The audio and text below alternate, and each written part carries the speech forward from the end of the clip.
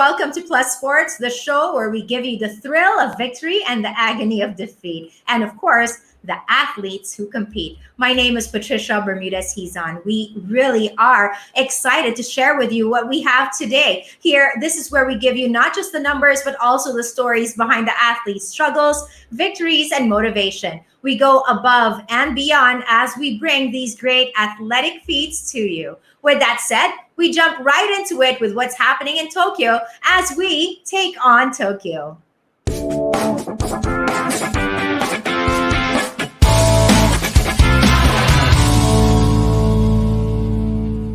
With the Olympics in full swing, that also means that the Philippines will have another group of athletes competing at the Games today. Yesterday, 4 Filipino athletes from different sports saw action in Tokyo. Nesty Patesio and Kurt Barbosa had contrasting results, with Patesio winning her first bout via unanimous decision and advancing to the next round, but Barbosa falling against the top seed in his debut on the mat. In swimming, Remedy Rule failed to advance to the semifinals after the heats in the women's 100-meter butterfly event, but still, she has a chance at the women's 200-meter event on Tuesday.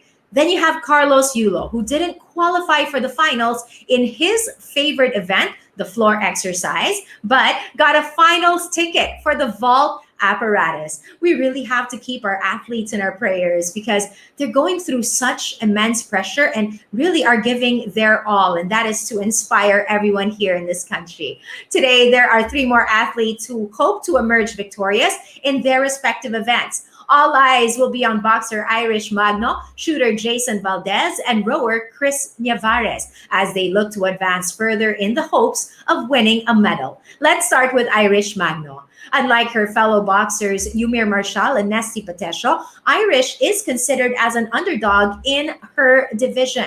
But Magno, who has won 2 silvers and a bronze medal at the Southeast Asian Games, has been proving people wrong her whole life. And of course, she now has a chance to do it again. She admits that growing up, Manny Pacquiao was the only boxer that she knew. But as she got better and better as a boxer, she proved that women can also excel in boxing.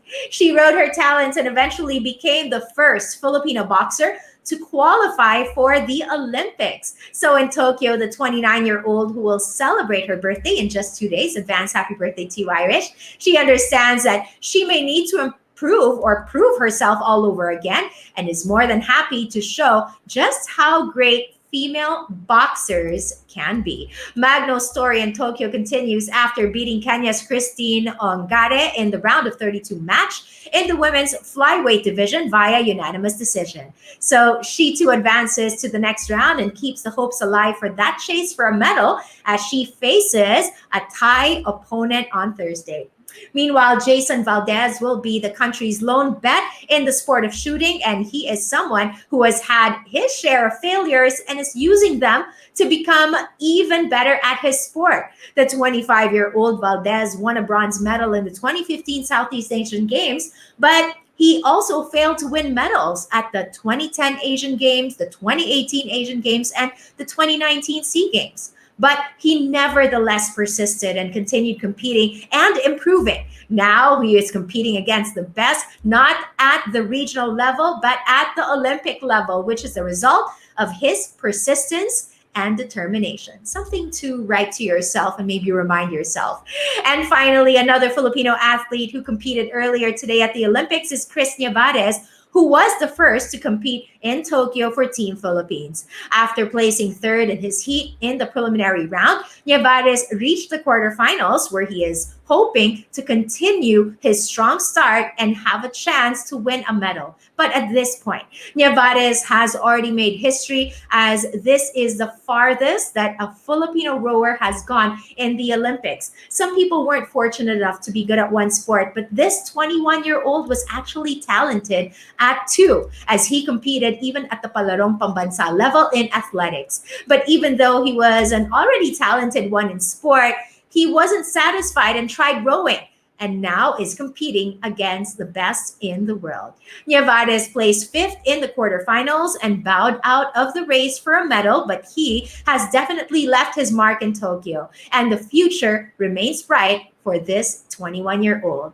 And those are your Filipino athletes competing in the Olympics today. That's it for Taking on Tokyo.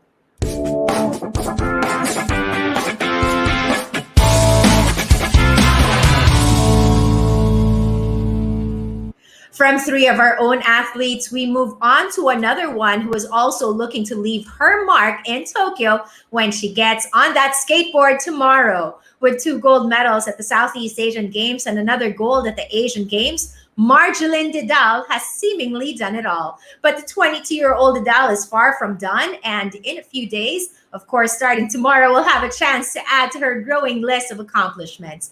Today, we will focus on Margielyn Didal here on Athlete's Feet.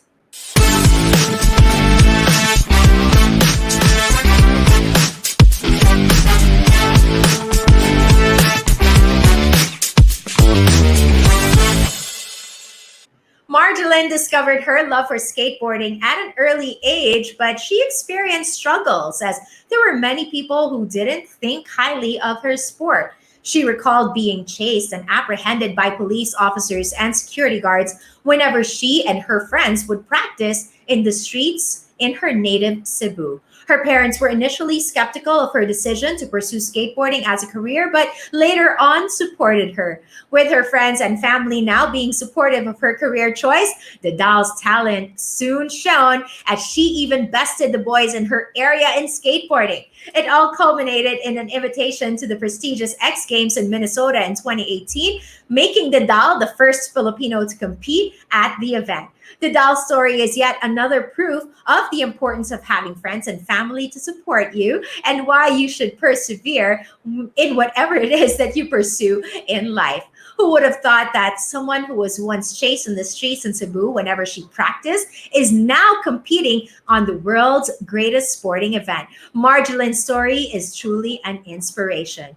To share this story further of Margielyn Didal with us is the country representative of the Asian Skateboarding Federation and the Asian Extreme Sports Federations and the president of the Extreme and Action Sports Association of the Philippines, Monty Mendigoria. Thanks so much for being with us, Monty. Let's talk about the association first, okay, and the sport of skateboarding here in the Philippines. How was the journey from fighting for recognition to now having an athlete competing on the Olympic stage? Quite a long journey. It's not like a bed of roses when we were trying to get recognition from different sports entities. It's really a struggle, but some people would tell us, "Ah, you have to show us first medals before you get support." It's really hard, but when we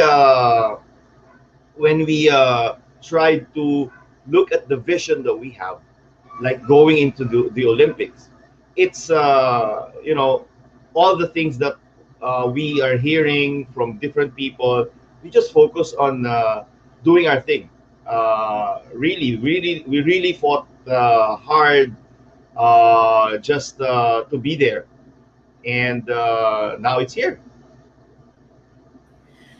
And what a feat it has been for this association and Margielyn Didal. I want to track back a little bit, Monty, and talk about what you call a Cinderella story of Margielyn. And also, we all know of that background already, but of course, there's still some things that really just inspire all of us about her journey to get here. We all know that as a young girl in Cebu, someone discovered her. Can you tell me a little bit more about how Coach Danny Bautista was really the one who started it all and encouraged her and helped her all through? Yeah, Marjorie was just an ordinary street kid in Cebu. She just loiters around Cebu because her mom is a quick vendor everywhere. They go everywhere. And as a little kid, she was like 12 years old then. She was curious about a lot of things. And then one day, she just was walking around. She saw a bunch of skaters in one of the plazas there, And then she was curious what they're doing, what they were doing. And then she approached one of the boys there, happens to be Coach Danny Bautista. And she was like looking, and then Coach Danny said, would you like to try? And Margielyn said, no, I don't know how. No, it's okay. I'll teach you. And then Coach Danny lent her his skateboard because Margielyn can't even afford to buy her own. Margielyn needs to earn 50 pesos a day just to rent a skateboard. Margielyn needs to do it by doing parking. She's a parking attendant, so she earns like 50 pesos a day, and then she goes to the plaza to rent a skateboard. But Danny Bautista lends his skateboard, then taught Margie some few tricks. And then as she was going every day, Danny saw Margielyn progress every day. And so on, and it went on and went on. And then Danny, as a videographer also, took some photos and videos of skaters there. And when Margielyn became, is winning competitions among boys, he started recording a video that was sent to us, me, and I sent it to one of our media friends, and then we showed it to the Philippine Olympic Committee and the Philippine Sports Commission, and the rest was history. It was like they were so amazed with what they saw, and asked me to get her and train her here. And because of that dedication to what you saw as a potential from Margie Didal, that goal that she got at the Asian Games back in 2018, and then that championship that she got at the Exposure All Women Skateboarding Championships in the US in the year after, and then 2 golds in the SEA Games, and now being in Tokyo. What a journey it has been, and something that is really so inspiring, for many, and for many young girls, for many young athletes out there. But tell us, of course, with you, Coach Danny, and so many people believing in Margie, what kind of pressure do you think she had to undergo and she had to withstand to be able to bring herself to this level of competition? Yeah, there's a lot of pressure, especially on the road to Tokyo, because most of the skaters that Margielyn will be skating with, they're from Brazil, Japan, US. We all know that the facilities there are so wow. You can't even count them. They have the best facilities in the world, especially Brazil. Japan is building different skate parks around it. So it's really hard for us because here we can only pinpoint where the good skate parks are, and it's not even world standards. So Margielyn needs to go out of the country to train, and that's the problem. When you need to go out of the country, you'll be leaving your family. You'll be away for a while, and it's a lot of money bringing Margie to different countries like the U.S.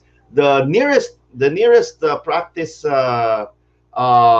area or practice country that Margielyn can go is Hong Kong, but of course it's very expensive, and that's where we need to stretch our capacity as an NSA or National Sports Association to look for sponsors for Margielyn to fulfill this dream of going to Tokyo, because it's really hard and it's very expensive. I want to know, and I know you know the inside track. I want to know what kind of competition she's facing and what she has in store for all of us. Does she have a new bag of tricks? And maybe you can tell us about the advantages that Margie has going into the Tokyo Olympics debut that she has. Yeah, of course. We have a lot of hopes for Margielyn, because being in the Olympics is really not an easy thing. You are tagged as one of the best in the world, and you are just 20. Like in Margielyn's event, they're just 20 there, 20 best of the world. So imagine being tagged as the best in the world. The expectation of the people is really high. But as I was looking at Margielyn prior to this event, in some of the qualifying, Margielyn was struggling with her best trick event. He was good in his run section event, but for the best trick, she was really struggling. But I know a lot of tricks that Margielyn can pull, and I know there will be new tricks. Especially, I saw some of course, secret videos that the team is keeping. I know there will be a lot of new surprises for Margielyn because this is really an event that's something that this is the event of all events, especially for skateboarding. And I know Margielyn can and will definitely pull off some new tricks compared to her competitions before. And knowing Margielyn, as I have seen her skate, she skates like a boy, and that's one of the advantage. Even the the Asian Federation is saying Margielyn skates like a boy, and compared to her competitors, they skate like they're still the girly type thing of a skater for those girls. But Margielyn, when he rides her skateboard, wow, he he really moves like a boy, and that's really a big advantage for her. Well, that got me even more excited to see Margie on that Olympic stage. Thank you so much, Monty. We appreciate all the time that you shared with all of us and the insights, most especially because the stories, right, about Margie really do inspire all of us to just, look at people in a different way, see the potential. So that's what I picked up from you and Coach Danny. See the potential in people and believe in them. And that really helps people go a long way. Thanks so much, Monty. Great job to you and the rest of the organization. And that was our take on Margielyn Didal, who is on our feature right here on Athlete's Feet.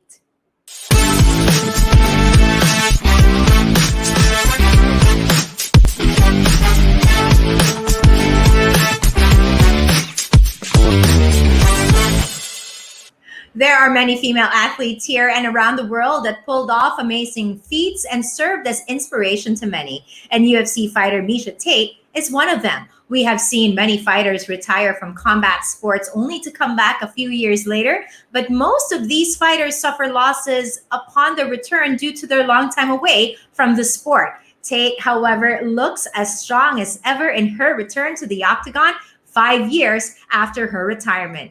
Today, we will focus on the mixed martial artists right here on Women in Sports.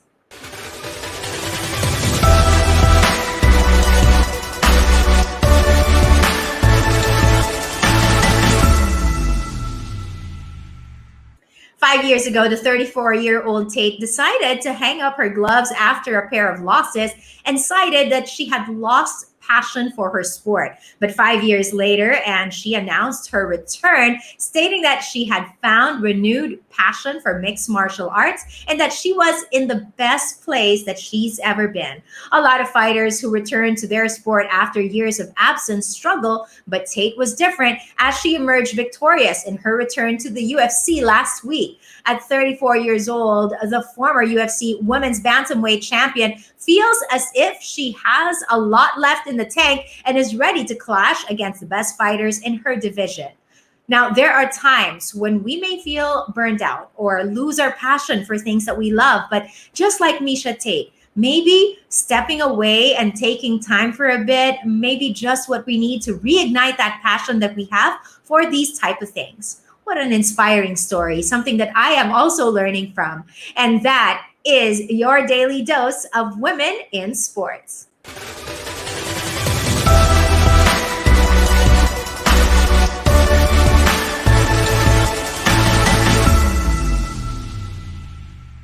After After mixed martial arts, we go to basketball. Even though the Milwaukee Bucks have been crowned as the NBA champions, another interesting part of the NBA is about to start soon, and that is the offseason. Meanwhile, two unbeaten teams clashed in the PBA for a chance to take the early lead in the standings, and we will give all of these to you right here in Inbound.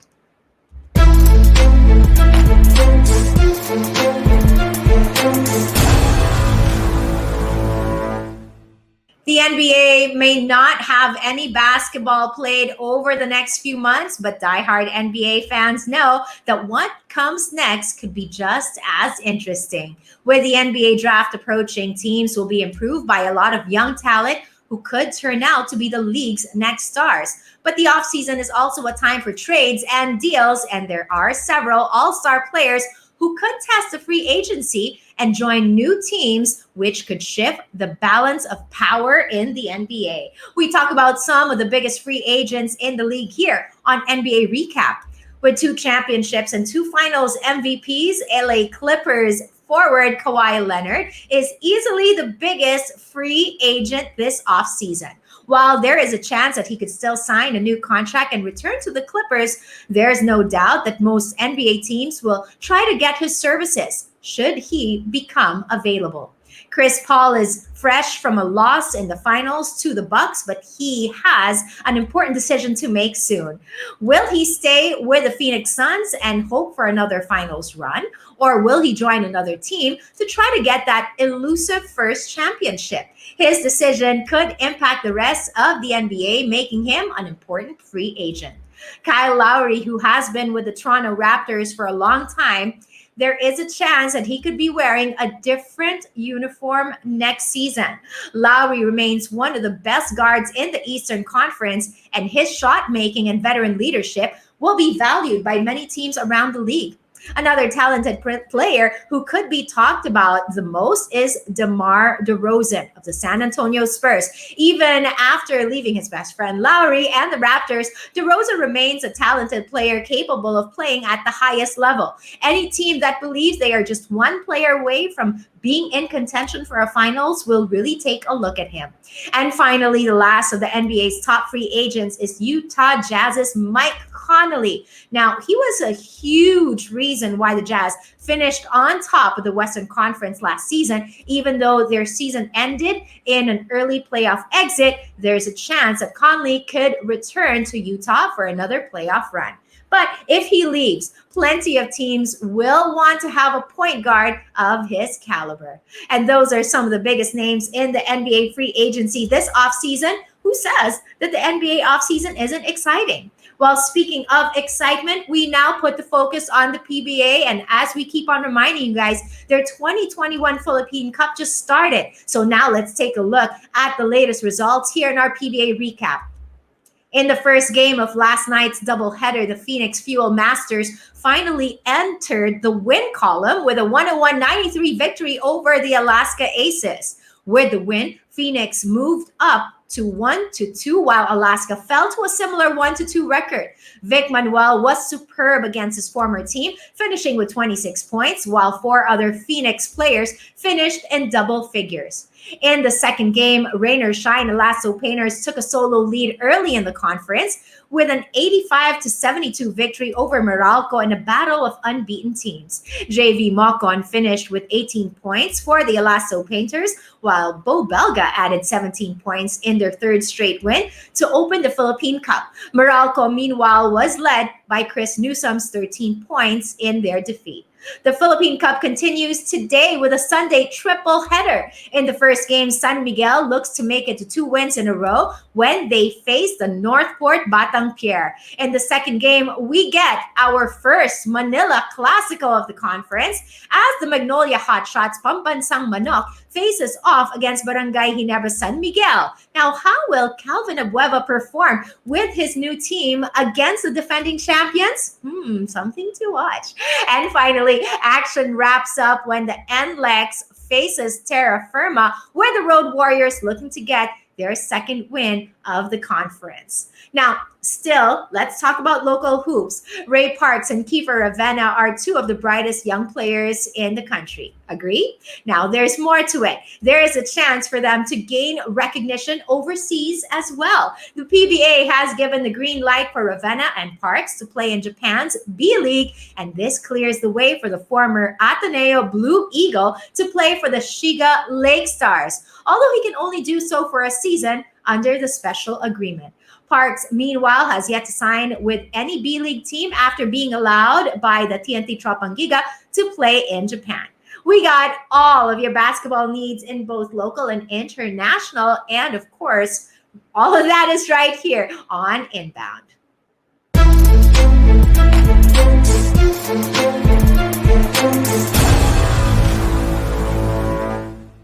Before we go, we want to go back to the Olympics where more Filipino athletes are set to compete. Now, for the past few days, our athletes have really made us so proud with their performances so far that prove that Filipinos belong on the stage along with the world's brightest athletes. And the athletes competing today and also those in the next few days will no doubt also make us proud and provide us with much needed inspiration.